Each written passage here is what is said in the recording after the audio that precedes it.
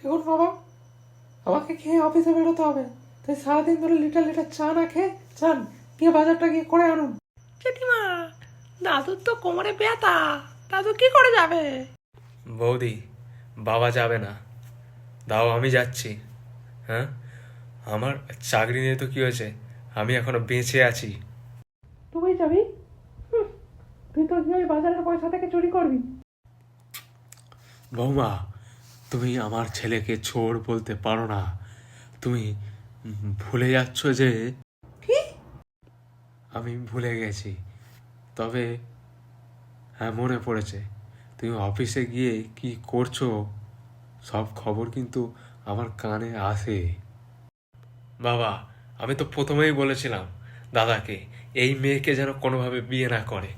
দেখো এইবার শুধু বড় বড় চোখ দেখে পছন্দ করে এনে বিয়ে করে এনেছে দাদা।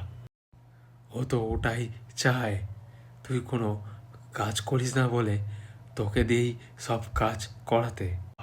ঠিক আছে, আজ নেহাত আমার বউ বেঁচে নেই, নাহলে আমাকে কিছুতেই বাজার আনতে দিত না, তোমাকেই পাঠাতো। ভালোই হয়েছে বেঁচে নেই। বাবা, আমি না অনেকদিন দুধ খাইনি, যেদিকে বলো না। কি? আমি কিছুতেই নয়।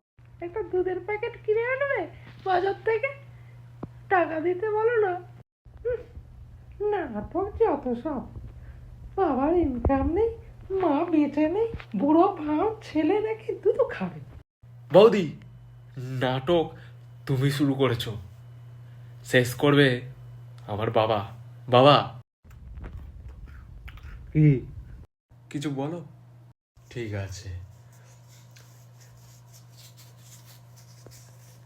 এনে আমি আগের বারে বাজার করতে গিয়ে এই 20 টাকা ঝেড়েছিলাম বিড়ি খাওয়ার জন্য।